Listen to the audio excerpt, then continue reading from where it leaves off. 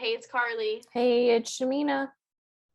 And we're Emotionful. I was gonna wait for you because last episode you're like, sometimes I wait and then I watch your mouth move and then I'm gonna troll you. So I was like, I'm not gonna say anything this time. I do that. That's right. Something I can say. Before we jump in today, we want to thank our patrons, Joanne Stewart, Kevin Gallagher, Therese Gallagher. Thank you all for your continued support. You the real MVPs. We really appreciate you guys supporting us on this journey.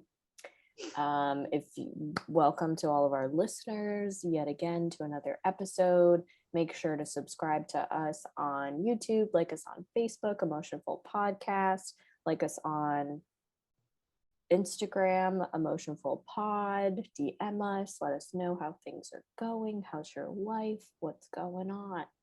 Did you say Facebook? You said YouTube, Facebook, and then Instagram. Yeah, I thought I said Instagram when I said Facebook, that's why I paused.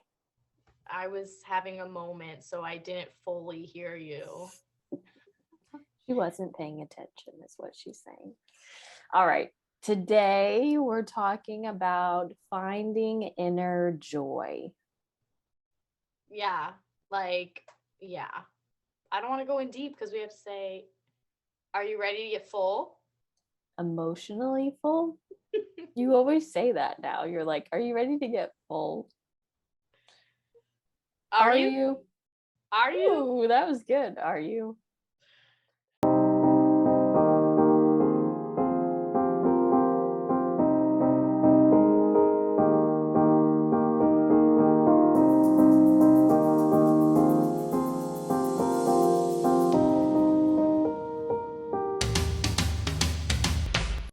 Okay. So I wanted to talk about like uplifting and happy emotions because I think obviously we created this podcast to talk about like the hard emotions that we deal with, but it's sometimes good to also talk about, feeling happy and joyful and that kind of stuff, especially when sometimes the world doesn't want you to feel that way. So me and Shamina were just like talking about what is it that we do either like on a daily basis or just like some things that we do that, feed our inner joy and our happiness and make us smile a little bit. I don't know. Do you want to start off? Do you want me to name a few? You name a few first. So obviously, one is the trolling. I really like trolling people. It just makes me laugh. I troll Shamina with the trying to copy her and like wait for her to talk and then say it at the same time. And then also like my roommate, I'll really troll him. Just like I know little things that like irritate him and I'll say it and I'll be like, "Oh, are you mad?" And then it makes me laugh because I think about it and it's like such basic things that it's like it's funny that people actually get mad at that. Anyways, you're gonna get yourself in trouble one of these days doing something like that. Probably. And then also I talk to my dog, so I like work from home and I'll legitimately have conversations with her and like it just makes me giggle because like last night I was getting out the shower and I was like hanging something up in my shower and I was looking at her like asking her like, do you think it looks straight? Like, do you think I need to move it a little bit? What do you think about this placement? And she's just looking at me the whole time. And I'm like, I'm talking to you. And it just makes me laugh because I know it sounds silly. And if my roommate heard, he'd probably be like, what the hell is wrong with you? And I sing to her. I tell her I love her. I think any pet owner can identify with like talking to your pet as like inner joy because I talk to my zoo of animals that we have at the house. And I think that I remember when I was going through a really hard time right after I had graduated from graduate school. And I used to tell my cats, I was like, Mommy's gonna be okay. Mommy's gonna give us a good life. We're gonna be fine. We'll do it. And even my graduation cap for grad school says I did it for my cats. And that was like my motivation was like, I'm doing this, we're gonna be good, everything's gonna be fine. And even now, like I'll talk to them, or I'm like, don't do that to your sister, or like stop doing that to your brother. And it's hilarious, but I love it. Honestly, cats are, or not, pets. Pets are the true MVP. Like, I, But a not Freudian slip. not cats, no. Whatever pet it is for you, but I think that pets, like, you know, they always have that like we don't deserve dogs. I genuinely believe that we don't. Like, they're just so pure. And I feel like I did the same thing with Blue. Like, when I was going through everything, and I would just look at her and I'd be like, I just love you so much. And like, you know, now I look at her and I'm just like, you cute little puppy. I'm like, you my little angel. And like, I just, she probably thinks I'm so annoying because I'll just go up to her and I'll like bite her snout. Like, I'm like, and she'll just like let me do it. I'm just like, I just love you. I rub her ears. I think she likes that because she'll just stand there like, and I'm rubbing and I'm like, yeah, you like that. But I think, you know, it's so different because you and I both grew up in households where we had pets, primarily dogs. And it's really different, like having a family dog versus being out on your own in adulthood and getting your own pet. You mm-hmm. know, there's just like such a different type of connection. And I think growing up, it was like, oh yeah, this is the family. Like this makes me really happy, or like brings me this joy. But when you own a pet on your, like all by yourself when you're older, there's, I don't know, something different about, I mean, it's basically like my child. And so it's like, let me take you to grandma's house. Or my grandfather was just recently in town, and he was playing with my dogs, and I was like, these are your great grandbabies. And I think it's, you know, the responsibility is greater. And so that bond is stronger because I definitely understand what you're saying. Like, I had family pets growing up and like, I really, like, I loved them, but I don't think I knew what it was to love like I do now because like, I could not imagine something happening to Blue. And I don't even want to think about that day when it comes because like, one, I'm her sole responsibility. Like, she relies on me, you know? And I think like, and then, you know, she was with me through everything. So I just, you know, she's my heart and soul. She is my daughter.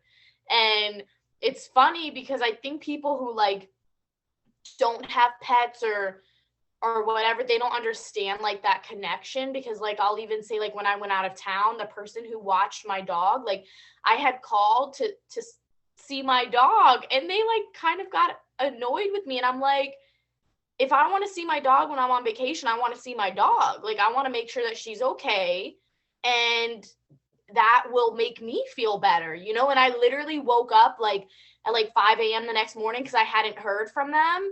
And I was like, is everything okay? Like, I'm literally concerned now that something's wrong with Blue, you know? Or not like something's wrong with her, but that something happened that's preventing you from taking care of her, and I need to know what's going on. So yeah, absolutely. so pets are definitely a inner joy that I think you and I both experience. But what would you say is something else? Like if you're having a really hard time or feeling really stressed out, that it's something that you do, or I don't know. So I have two things. One, I like to randomly break out and dance and like really weird dances. So not actually good, but like, you know, like the Egyptian and things like that. And then also, I don't know if you can see that jar, but that is my moments of joy jar. And I literally will write down moments throughout, like, not throughout the day, because I don't do it every day, but like days where I'm like, this was a really good day, or like certain memories that I'm like, I want to remember this. I put the date of it and then I put what it was that I did.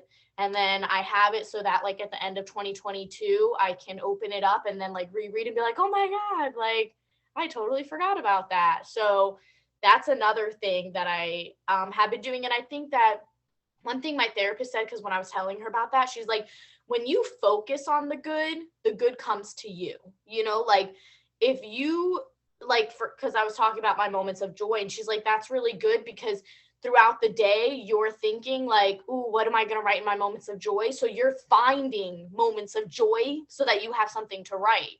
Whereas if you're going through the day and you're like, today sucks, today's not going to be a good day. Well, of course it's not going to be, because you're not searching for those moments of joy. So, I mean, obviously we all have days where sometimes it's hard to find them, but I think changing that perspective, but that really helps because then when I'm writing it, it's like I'm reliving, and I was like, that was a really good time, you know? Mm-hmm. Oh, it's almost like the same of like highlighting the negative things. You know, if you do the opposite, then you tend to find them more instead of just what the hell is it called? I've been having a really hard time like speaking this past week for it's like, again, like the throat chakra thing. I don't know, what's Mercury's still in retrograde for a couple more weeks. Like I don't know, but I'm having a hard time. Okay, so basically what I'm trying to say is like a lot of people disqualify the positive and we focus on the negative. You know, if you get told 10 positive things and then one negative thing, all the positive things are like thrown out the window. You just focus on that. But this is almost like that reverse psychology of like, hey, I'm going to focus and find the positives. And, you know, if I have the negative, like that's expected. That's just kind of life sort of thing. Mm-hmm. The dance thing, I feel like sometimes I do that. I get into a groove. This isn't like super often, but I like to do it when I'm alone. And I put my headphones in because I like to hear music like in my ears instead of like loud on a speaker, like on the TV or like my computer or even my phone. There's something different to me. I'm Like the this, opposite. the sensory piece, I like it like really just in my head. That's And so funny. and then like I sing really loud. I have like these like feel good songs, and they're songs that like are really like emotionally powerful for me, and I would like to sing them because I know the words. And then I have this mirror in my living room and I'll just like dance. And I'm like, yeah, that's right. I could make videos. Like I could do this. I got these moves. Like, let me try this. It does not look great. I could not make videos. But I remember I've been doing this for a really long time. I think the earliest memory I have of it is probably like middle school. Of I used to just like stand in front of the mirror. I'm like, let me watch myself dance. I'm like, yeah, you're really cool. Look at you. You know how to move. And those are like small moments that I thoroughly enjoy. And I also have my own joy jar, but it's digital and on Instagram. I think I've talked about it before in a previous episode, but I'll create a story of either a picture or a video of like this moment of joy, and I'll put the date on it and then I save it to a highlight. And every so often I'll go back and I'll view the ones. And my biggest my biggest ones are nature, my animals, and food. That's like usually what I take videos or pictures of. And I'm like, oh, this brings me calmness or this brings me joy. I have a friend, whenever I go out to eat with her, she will literally not let me eat my food until she's gotten a picture. And I'm the total opposite. I'm like, when it comes to technology, I don't think that I am very I don't embrace it well, I guess. And I'm more of like a live in the moment. And I do want to find a balance, because there are times where I wish I would have taken pictures instead of just being there in the moment so that I could relive it. So I do want that balance, you know, but I'm more of like, I just want to enjoy this food and like embrace the now, you know.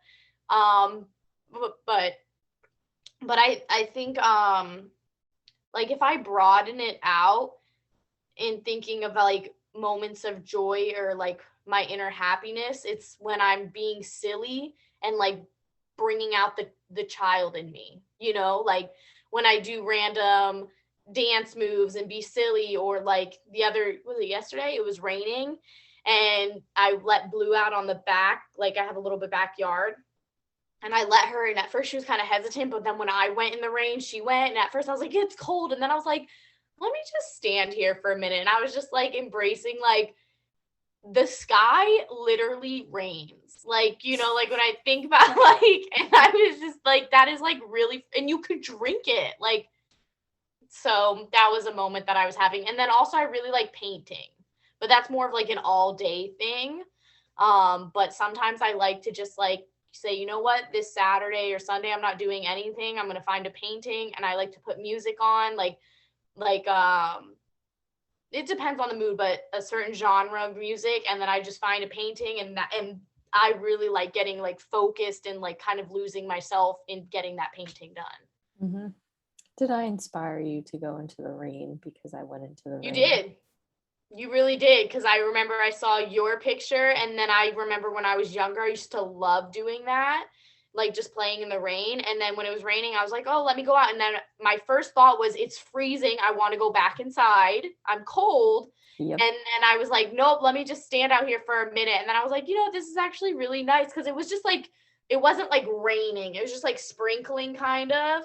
Like, it wasn't strong at all. So I was like, you know what? I'm just going to stand out here. But I saw your MOJ. My moment of joy. It was like pouring rain. And I was like, you know what? I think I want to go out in the rain. And it was, at first, I was like, this is really cold. I don't know if I can stand this anymore. And then I was thinking, I was like, it's almost like jumping into a cold pool. Like at first you're like, this is horrible, but then your body gets used to it. And then I got really cold. So I went inside and took a hot shower. But I really agree with you on the, you know, the inner happiness may be connected to like those feelings of being with your inner child. And when we are able to like get out of our heads and do things that just bring us this joy, because I think as kids we're so innocent and authentic all the time, which is why the majority, you know, we kind of like live in this like naive mindset. And then as we get older, it's like, oh yeah, well, you have to worry about this, and then you've got bills, and then you've got this, and then you got that. So I think we really get lost in that.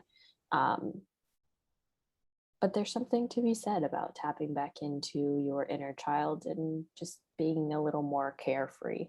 Mm-hmm. Yeah, honestly, it's, you know, you can't do it all the time. So I think when you do have those few moments, they're a lot more like sacred, I guess you could say. I don't know if that's the right word, but you know, like they're a lot more special, because, you know, I think as we do get older, and you know what, I lately, it's, I don't know what it is, but lately I've really been like, I don't know if it's because I just had a birthday, but lately I'm like, I cannot believe I'm this old. Like, mentally, I really feel 17. I feel like that's something I've really been struggling with lately.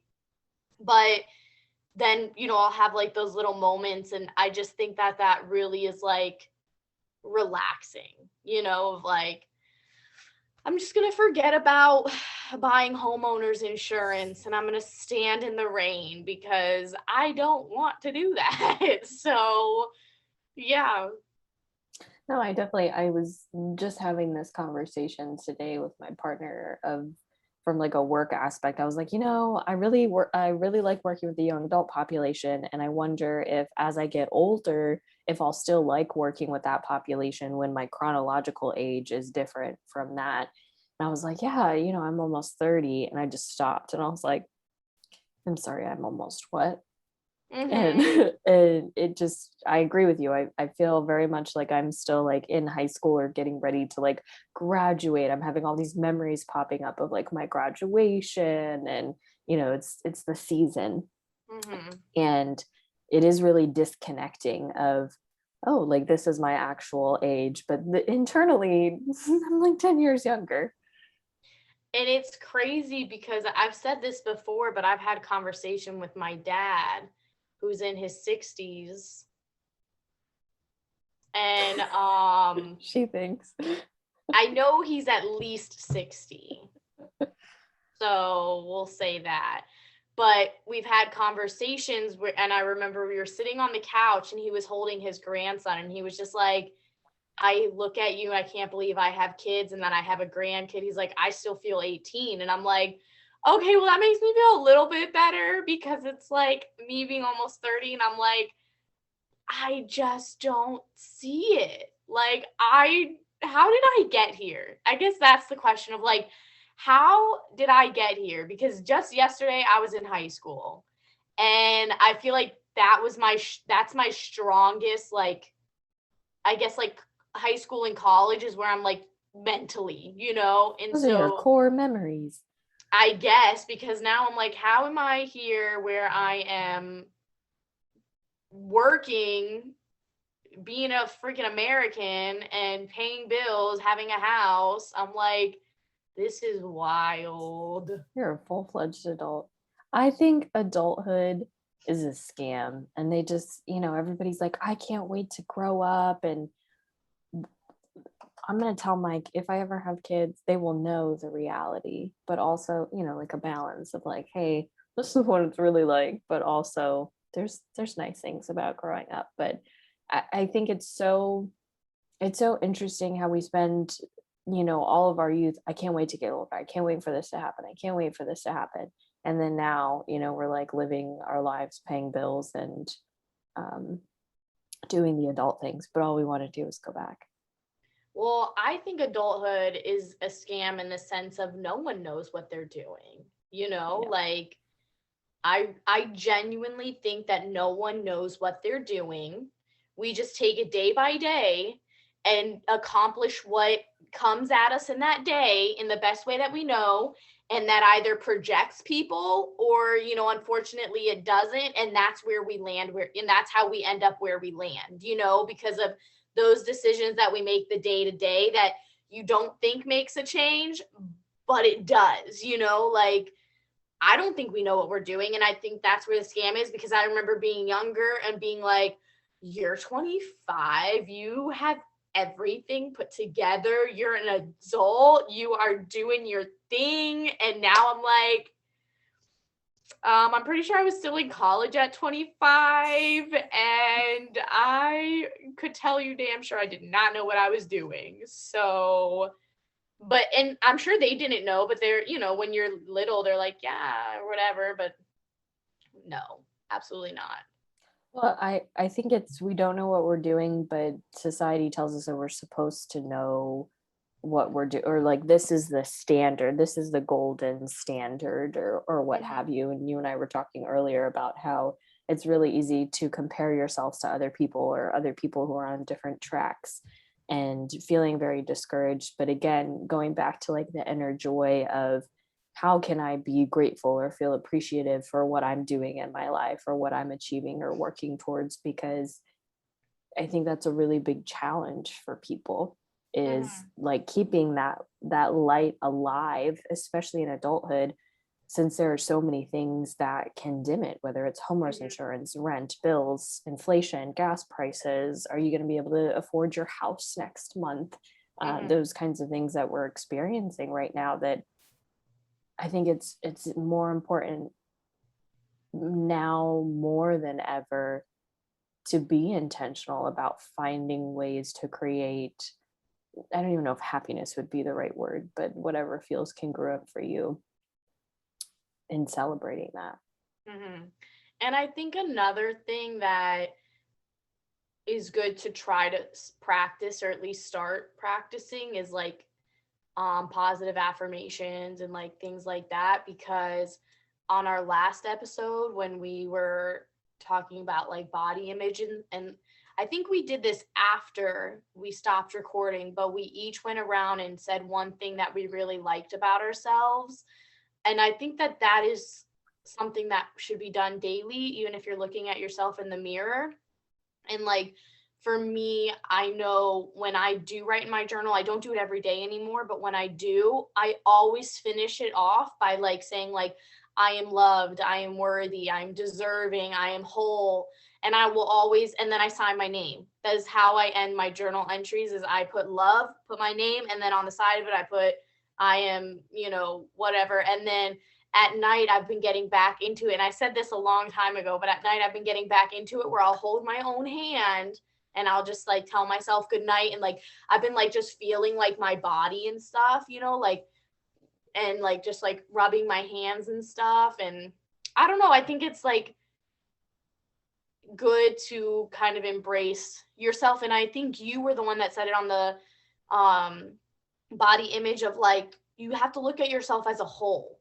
Don't look at yourself as pieces, but as a whole. And so like now when I've been getting in the shower, I look at myself in the mirror, but I kind of like mentally I take a step back with my eyes and look at myself entirely instead of like focusing on my arms or my belly or my legs. I like tell my eyes like, no, take a step back and look at you as a whole person and then go from there. And I mean, my shower is glass doors and then the mirror's like right there. So I'll look at myself while I'm showering. I'm like, so I do that too as a moment of joy. But yeah, I think it's good like to embrace your body and love your body. And it's really hard.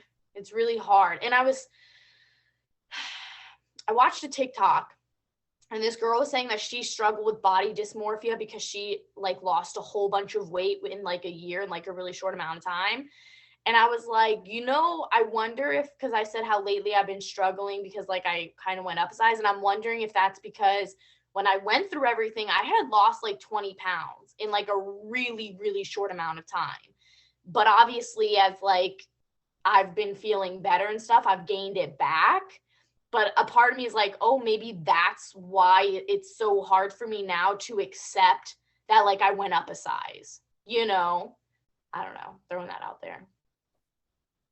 Let me go back to what you said about the positive affirmations, because I think those are helpful, but depending on the person, because I think for more people than not, going from, a lot of us have negative self-talk, and going from negative to positive does not feel congruent. It feels fake, kind of like that fake it till you make it mentality, and it doesn't stick. So something that I always tell my clients is you need a place of neutrality first. If you're not feeling worthy, if you're not feeling loved, if you're not feeling deserving, what is something that is true about you that's a neutral statement of, you know, I worked really hard today, or I did a good job at work today, or, you know. But couldn't you call that positive? I don't. I mean, maybe my examples were poor, but let's say, let me take your body positivity thing as an example. So like if you want to tell yourself like, I love my body as a whole, that's a positive statement, right? For somebody who has like significantly negative body image, that may not feel congruent, or that may feel like a lie. And so I could say, what would be a good neutral statement? Sometimes I like the way that I look. That would be a more neutral statement. Or I like the way that I look today. Instead of, you know, I like my body as a whole kind of thing. So I think for some people, if you're at a place where you can do the positive affirmations and it's helpful for you, fantastic. If not, try using more neutral language and just being able to kind of state the reality or stating the fact. I use this a lot with like emotions, because people are like, oh, I'm supposed to be really positive. I'm like, no, you're not. That's not helpful. But more so of like, I don't like this, but I'm working on it. And you can even like with the body positivity, I don't like the way that I look, but I'm trying to learn how to be okay with my body. Or, you know, that would be a really good neutral statement for like body positivity, is like, I feel okay about my body. It's not like positive or negative, but it's just somewhere in the middle. Yeah. So putting that out there, because I'm a really big proponent of like, I don't think positive affirmations are for I know they don't work for me, because it's a too big of a jump and it doesn't feel right for me. So I try to stay at like a neutral place and then build on that and going into more positivity. But I think with the, and I thought of this during our last episode, like the body dysmorphia piece, but also it's really interesting how you have focused on, you know, like going up in a size, but I don't ever hear you talk about like, when you do talk about like, I lost the weight, but you also went down, because I remember like being at your house, you're trying on all these clothes and you're like, this doesn't fit. Like, this is really loose on me. And you had to get like new clothes. And now you're doing the same thing, but in the other direction, but you have a completely different mindset about it. which I think is very interesting. Mm-hmm. Yeah. Because I think I went down to a weight that I've not weighed since high school. That's crazy. Right? Like, You were tiny. Like it was unhealthy though. And I mean, it was like mental health related. But I remember when I saw you and I was like, oh my God. I don't remember being like that because even a friend who she travels a lot, so she's not in Florida anymore, and she said she saw a video of like me and she was just like, you are tiny. And I was like, I didn't like, I think it was just people weren't used to seeing me. That's because, like, not that I've ever been like large, but like, I've had meat on my bones. And so then I went to that because, like, I just didn't have an appetite. Like, I would have to make myself eat at like 5 p.m. because I knew, like, okay, I need to eat something. But yeah. So going back to the inner joy, positive affirmations are one for Karlie. What's one for Shamina? What do you like to do that makes you happy? What do I like to do that makes me happy? As simple as this sounds, I think sometimes it's like my personal hygiene routine, like washing my hair or brushing my teeth or washing my face. Or sometimes I'm like, I don't need to do that tonight, or I don't want to do that. I can skip it. It'll be fine. And then I do it and I feel really good. And I'm like, wow, like this is really nice. This is why you do these things, obviously, to like take care of yourself, but from like an emotional place, I think it helps too. I think that's a really good one. I would agree that, like, skincare, sometimes I'm like, oh, I don't want to do my skincare tonight. And then I do it and I'm like, oh, I'm glad I did that. Like, I feel nice now. So, yeah, I think that's a really good one. What else?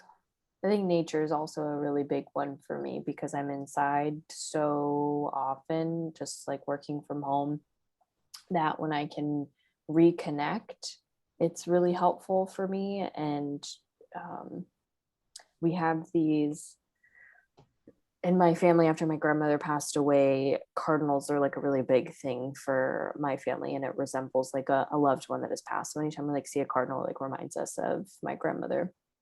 So when I go out in my backyard, I usually try to do this after work. I know what the sound of the cardinals like call is now because I've heard it so much.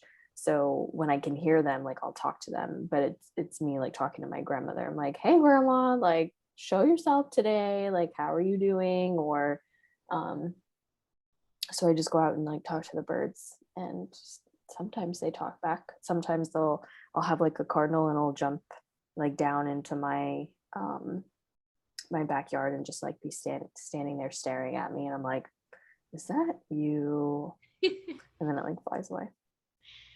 I think I take for granted walks sometimes because I take Blue on like 4 of them, so a day. So sometimes I don't even think about that. But I don't think we realize like how much good the sun can do for us, especially like when we are inside all day, like for me and you for working from home. I will say not so much lately for me, just because it's been hot as balls So outside. hot. It's disgusting. Today when I was taking Blue out when I first got off, it said it's 92 but feels like 99, and I was like, it's disgusting. But there will be like minor moments, like random moments here and there where I'm standing and instead of feeling gross and hot and sweaty, I'm just like basking in the sun and like soaking it. And like for that split second, I'm like, oh, this does feel nice, like the sun on my skin. But as we're getting into May, June, July here in Florida, it's those moments are becoming a little small, shorter and shorter. Hot. And we're supposed to have like a super active hurricane season this year, and I'm not looking forward to that. So we'll see what happens with that. Yeah, I mean, I'm not surprised with global warming and all of that, but So why do you think that? I can't hear you. What do you mean you can't hear me? Oh, I can hear you now. What happened? Go ahead. I don't know. Um, how does finding your inner joy help your mental health? I think it kind of snaps me like back to reality in a sense. Back to reality. Oop, there goes gravity. Oop, let's see my random singing moments. No, I think sometimes like if I'm like really in my head, just thinking about random things, and then like I like talk to Blue or whatever, I just think it grounds me, like you had said in the beginning, of like things we do that ground you, and like I don't know how to explain it. It just like makes the inner me smile and laugh. I think for me, it reminds me that it's not that big of a deal, and like Mm-hmm. things don't matter as much as I tell myself that they do, and that by allowing myself to like find the inner happiness, like that's what matters. And I get like really existential on myself, and I'm like, when I die, is the stress, the anxiety, the bills, like all, is that what I'm really going to remember? Or is it like the moment that I was spending with my animals, or, having that time outside where I really felt connected to myself? And so I think it puts life in perspective for me, that my anxiety doesn't rule the world. It only just makes it a little more challenging sometimes. Yeah, no, absolutely. I would agree with that in the sense, like I said, kind of like grounds me of like, what are you worrying about, you know? Yeah. Will this matter in a day? And usually it like doesn't ever. I usually forget what the heck it even was. I have really bad memory, and so half the time, whatever I was thinking 5 minutes ago, I can't even remember what it was, which sometimes makes me mad because it might, in my head, I might have said, "Ooh, this is important," and then I was like, "A butterfly," and then I'm like, "Fuck, what was I thinking? I can't remember." Have you talked to your therapist about that? No, Shamina, not. We're moving on. Moving Shamina is on. the queen of telling me how bad my memory is. Because it significantly impacts me. You will tell me a story. I think it was like a couple weeks ago when we were hanging out. You told me the story, like a same story in the same day. And sometimes I'll let you do it. Like I'll pretend like I've never really, okay, yeah. Other times I'm like, yeah, you already told me that. Like I know. And we even used to do that in high school. You're like, remember blah blah blah blah blah. And I was like, yeah, I was the one there with you when we experienced that together. I think it's just I get so excited. And so I'm like, I gotta tell you this. And so I'm so excited telling you, and then like something will go on and then it'll pop in my head. I'm like, oh my God. Haters gonna hate. Are you feeling emotionally full? I am. Are you? I am. I think I would like to partake in an activity that brings me inner joy and happiness after we are finished recording. Shamina, we don't talk about that on here. Sometimes I You do you, just, girl. You do you. I don't No pun know. intended. Oh my God. For anyone listening, I mean like a nice meal, going outside. Actually, I'm planning on painting tonight and doing my fingernails because I'm visiting my niece this weekend. I know I saw yours, they look good. They're already messing up, but that's exciting. What design? I am painting her Peppa Pig because I was going to say that, so you got to send me pics. she loves Peppa. So I'm just like I googled like how to draw Peppa's face, which is very simple by the way, and I'm not somebody who can draw. I just like copy things. So now I just have to paint it. And I told my brother that I was going to do that for her, and he's like, if it's good enough, I'll hang it in her room. And I was like, are you kidding me? And he's like, I'm serious. And then I was talking to my sister-in-law about it, and she's like, oh, he's serious. I was like, okay, pressure's on. So I'm painting Peppa tonight. But wait, you're going to put her on your nails too. No, Yes. You should. I'm not paying Peppa on my nails. I think your niece would love that. Maybe, but I was gonna do green and then a blue and yellow daisy. I don't know. I'm Peppa Pig. I can't do all that. That's like some Just on intricate. like one finger, put the face, and That's then some like pink or something on the others. that's some intricate stuff right there. I am not on that level yet. I don't know. It's what I'm gonna say. Stay tuned for our next episode. We will see you all then. Goodbye for now. Ta ta.